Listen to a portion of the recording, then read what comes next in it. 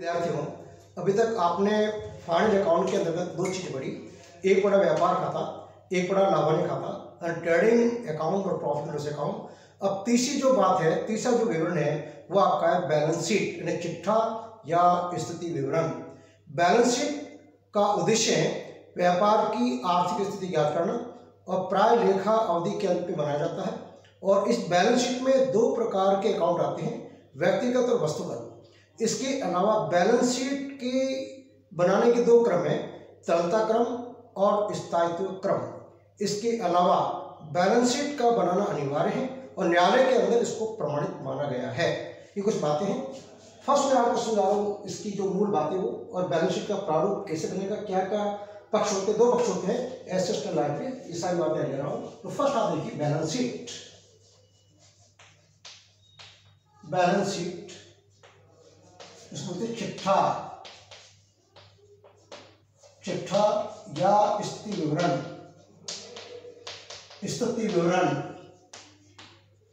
अब इसकी जो मुख्य बातें वो ले रहा हूं, फिर आपको प्रारूप इसमें जो कौन कौन से एसेट है, कौन सी लायबिलिटीज है, क्या सारी बात समझा रहा हूं। तो नंबर एक, बैलेंस शीट या चिट्ठा, चिट्ठा या चिट्ठे के बनाने का उद्देश्य, बनाने का उद्देश्य व्यापार की आर्थिक स्थिति ज्ञात करना। ये नंबर एक पॉइंट। नंबर दो, चिट्ठे के दो पक्ष होते हैं। ए लायबिलिटीज एंड कैपिटल, बाईं ओर आएगा, दाईं ओर एसेट संपत्तियां, परिसंपत्तियां। नंबर तीन पॉइंट, चिट्ठा प्राय लेखा अवधि के अंत में, लेखा अवधि के अंत में बनाया जाता है, बनाया जाता है। नंबर चार, चिट्ठा तलपट के शेषों से बनाया जाता है।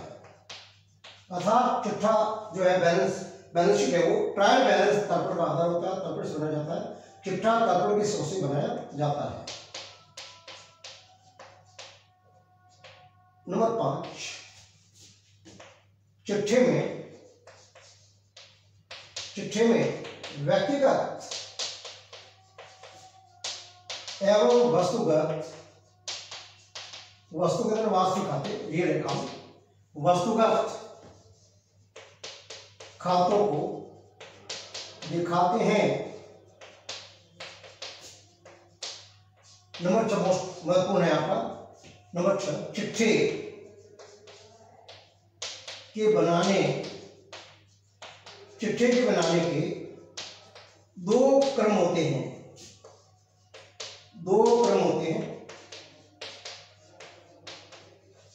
फर्स्ट आपका है तरलता क्रम, लिक्विडिटी ऑर्डर, तरलता क्रम। और सेकंड आपका स्थायित्व क्रम। ये तरलता क्रम का जस्ट विपरीत है। अब उसके बाद में सातवां पॉइंट आपका है चिट्ठा न्यायालय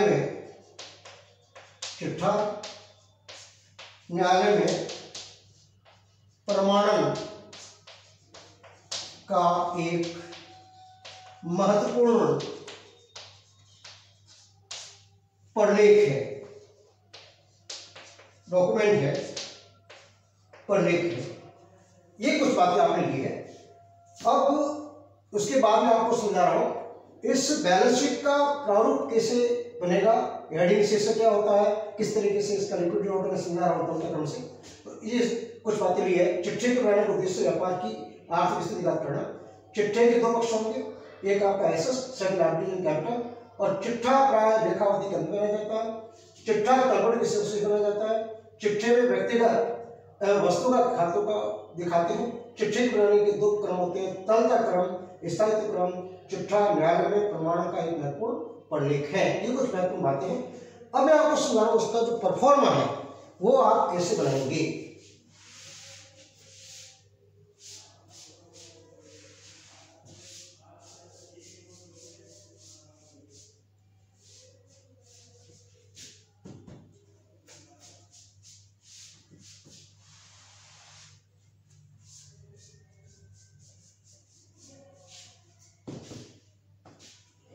फर्स्ट आपको शीर्षक लिखना है बैलेंस शीट।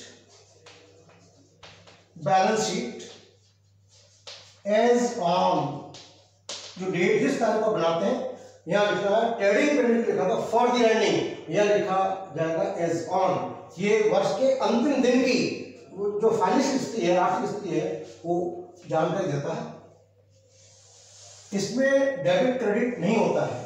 इसमें एसेट लायबिलिटीज और कैपिटल चार कॉलम होंगे।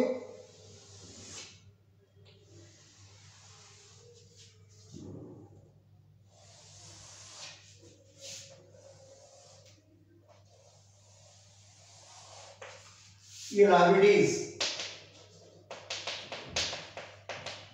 अमाउंट, एसेट, अमाउंट, इसमें डेबिट क्रेडिट नहीं होगा। अब उसके बाद में लेटर बाय लिखा जाएगा। बैलेंस शीट की जो एसेट है, मैं तरह क्रम आपको समझा रहा हूं। नंबर 1 कैश इन हैंड, वर्ष के अंतिम दिन, अंतिम क्षण व्यापार के अंतर्गत उस व्यवसायिक उपक्रम में कितना रोकड़ है गले में, कैश इन हैंड। अगला कैश बैंक।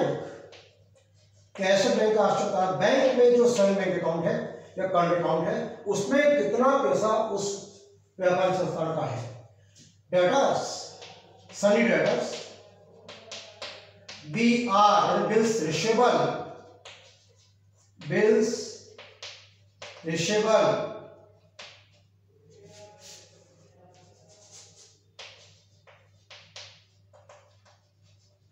BR। उसके बाद को स्टॉक, स्टॉक है क्लोजिंग स्टॉक। स्टॉक कौन सा, क्लोजिंग। वर्ष के अंत में जो माल बिकने से रह जाता है उसको बोलते हैं क्लोजिंग स्टॉक।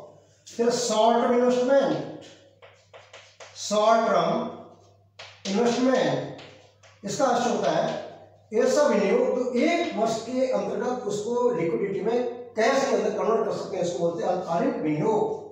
फिर आप इसमें ले सकते हैं इन्वेस्टमेंट, ये लॉन्ग टर्म आपका है इन्वेस्टमेंट। फिर आप ले सकते हैं फर्नीचर, लाइव स्टॉक, पशुधन, plant and machinery, plant and machinery,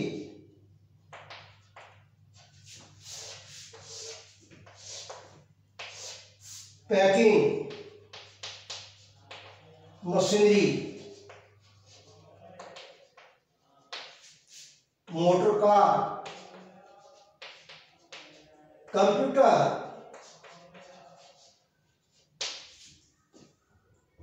land and building, land and building. ये जितने भी एसेट्स में लिखी है जैसे मूर्त संपत्तियां हैं दिखाई देने वाली। अब उसके बाद में अमूर्त संपत्तियां, गुडविल, ख्याति, पेटेंट, एकस्व, कॉपीराइट, कॉपीराइट या प्रतीक पे अधिकार, ये मेरे कुछ एसेट्स आपके लिए है। अब उसके बाद में जो आपका लायबिलिटीज है उसके दो खंड होंगे, एक तो आपका दायित्व है और उसके बाद में सेकंड कैपिटल। अब कैपिटल एक आंतरिक दायित्व है और जबकि अन्य जो बाह्य दायित्व है उसको भी एक साथ लेते हैं। तो फर्स्ट है क्रेडिटर्स, सन्ड्री क्रेडिटर्स, लेनदार, bills payable, bills payable, BP, bank overdraft, bank overdraft, bank debtors loan from x, किसी व्यक्ति से आप लोन लेते हैं, कर्जा है, लोन टू आपको दिया, loan to X, loan to Y, to और किसी को देते तो एसेट में आएगा। और उसके बाद में बैंक लोन, बैंक से हमने ऋण लिया है, बैंक लोन कैपिटल, अब कैपिटल डॉट डॉट डॉट, अब याद रखें ट्रेडिंग अकाउंट बनाया फर्स्ट, उसके बाद second profit and loss account, जो प्रॉफिट एंड लॉस अकाउंट का जो रिजल्ट है, परिणाम है, वो आपका नेट प्रॉफिट नेट लॉस होता है, उसको ट्रांसफर करते हैं कैपिटल के अंदर। एड नेट प्रॉफिट में से जुड़ेगा, पूंजी बढ़ेगी, नेट प्रॉफिट, और नेट लॉस है तो लेस होगा, लेस ड्रॉइंग्स। व्यापार के स्वामी ने निजी प्रयोग के लिए राशि, माल, संपत्ति को निकाली है, लेस ड्रॉइंग्स, आर हमेशा घटेगा, इसे व्यापार के मालिक की पूंजी घटेगी। तो ये कुछ आपका दायित्व किया है।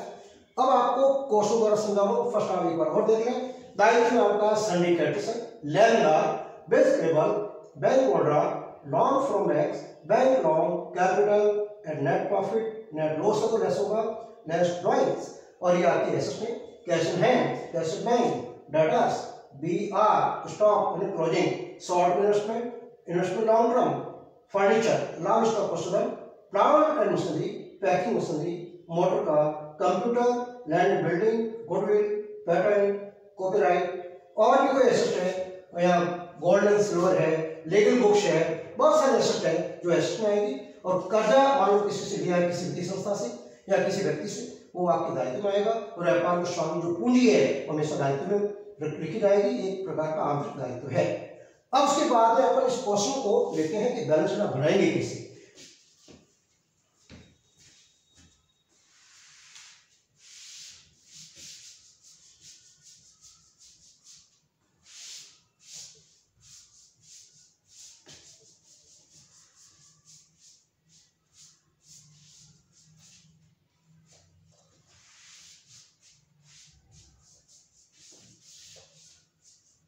अब देखो ध्यान से इसमें, ये बैलेंस शीट एज ऑन, देखो क्वेश्चन आपको दिया है, निम्नलिखित शेषों की सहायता से आपको बैलेंस शीट बनानी है। और 31/2020 को इसमें एसेट्स और लायबिलिटीज और कैपिटल सब दे रखा है।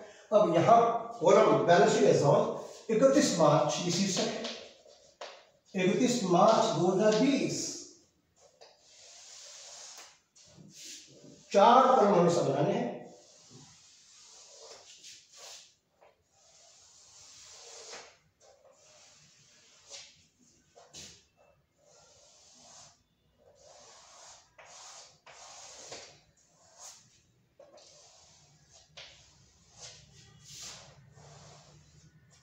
लायबिलिटीज,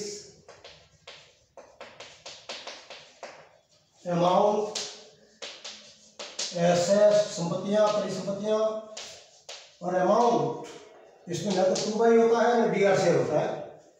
ये आपका प्रारूप है। अब ध्यान रखना, ये आपके सामने प्रारूप आपको दे रखा है, तलपट, इन्हें इसकी बैलेंसेस दे रखे हैं तलपट के। फर्स्ट आपको दिया लैंड बिल्डिंग, एसेट में ऐसा है, तरल जो संपत्तियां वो ऊपर आती है, इस तरह से बात में आती है। आगे जिन जो क्वेश्चन है आपका क्लियर होगा। अब ये जैसे लगभग मैं ले रहा हूँ, लैंड एंड बिल्डिंग नीचे लिखें, लैंड एंड बिल्डिंग एसेट में आएगा, भूमि भवन, राशि है 75,000, जितने भी डीआरसीएस है वो एसेट है, और सीआरसीएस आपकी लायबिलिटीज है। अब उसके बाद कंप्यूटर एसेट में, ये कंप्यूटर एसेट में आएगा 35,400। फिर आपको दिया है फर्नीचर एसेट में, फर्नीचर आपको दिया है 15,500।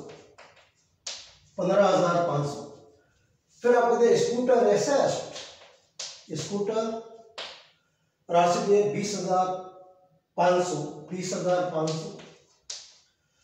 फिर आपका क्लोजिंग स्टॉक एसेट में, ये स्टॉक, ये हमेशा अंतिम स्टॉक है वर्ष के अंत में, जो माल बिकने से रह गया है, एसेट स्टॉक की है 38,900। इस तरह सबके नीचे, और जो संपत्तियां कैश में जल्दी कन्वर्ट कर सकते हैं विक्रय करके, उसको ऊपर लेनी है। उसके बाद दिया सन्डी डेटर्स एसेट में, विविध देनदार, सन्ड्री डेटर्स विविध देनदार मल्टीप्लाइड परिग्राह 76390 बी आर एसेस्ट में ये आपका डेट्स का सेकंड ग्रुप है। B R bills receivable 10,350। फिर आपको दिया बैंक बैलेंस एसेस्ट में कैसे बैंक कहलाता है, डीआरसी से बैंक बैलेंस, बैंक कैसे बैंक राशि आपको दी है कैसे बैंक 24,310। फिर ये cash in hand, cash in hand नकद असत राशि है, गले में जो पैसा पड़ा है हमारे तिजोरी में, कैश इन हैंड 4,320। फिर आपको दिया है कैपिटल दायित्व में, ऊपर जो दायित्व है उसकी जगह छोड़े, कैपिटल अंदर दिखाइए पूंजी दी है आपको 1,50,000 अंदर, या दायित्व करता है। उसके बाद ड्राइंग्स, ये हमेशा पूंजी से लेस होगा, लेस ड्राइंग्स। आरन व्यापार के स्वामी द्वारा व्यापार से जो राशि निकाली गई है उसकी पूंजी घटेगी 20,000 की बात में घटाना 20,000 अंदर लिखे। लॉन फ्रॉम ए दायित्व में, लॉन फ्रॉम ए 35,000 हमने ए से जो ऋण लिया है ये बाह्य दायित्व है। सन्डी क्रेडिटर्स ऊपर लिखिए, क्रेडिटर्स या सन्डी क्रेडिटर्स विविध लेनदार 18,300 रुपए। बिल्स पेबल यही क्रेडिटर्स का रूप है, bills payable BP, bills payable 9,500, ये भी लेनदार का रूप है, कर्जा है। लॉन टू बी एसेट में आएगा, यानी लॉन टू बी को जो हमने ऋण दिया एसेट में उससे मांग रहे हैं 15,500 रुपए। उसके बाद यह है नेट प्रॉफिट, हमेशा कैपिटल बढ़ेगी पूंजी में ऐड होगा, ऐड नेट प्रॉफिट शुद्ध लाभ राशि 1,23,370 जोड़ी ये बनेगा 2,73,370। एक 50 और एक 23 की 2,50 भी 23 2,73,370। 20,000 आपका ड्रेस घटेगा 2,53,370 53,373। अब उसके बाद में इसका योग कीजिए, सब ले लिया हमने। इसका योग बराबर होना चाहिए, यदि योग बराबर नहीं आता है और तलपड़ के अंदर आपको सस्पेंस अकाउंट में आपको दे सकते हैं बैलेंस शीट, योग नहीं मिलने पर आपको सस्पेंस अकाउंट द्वारा योग करके मिलाना पड़ता है। अब संभालिए इसका योग। दायित्व देखना 18,300 प्लस 9500 प्लस 35,000 प्लस 2,53,370 3,16,170 3,16,170 ऐसा देखिए 4,320 plus 24,310 plus 76,390 plus 10,350 plus 38,900 plus 15,500 plus 20,500 plus 15,500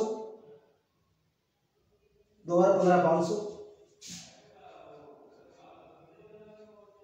35,400 75,000 3,16,170 बिल्कुल सही है 3,16,170 ये बैलेंस शीट का योग है। अब देखिए बैलेंस शीट का जो बनाने का उद्देश्य होता है वो होता है व्यापार की आर्थिक स्थिति करना।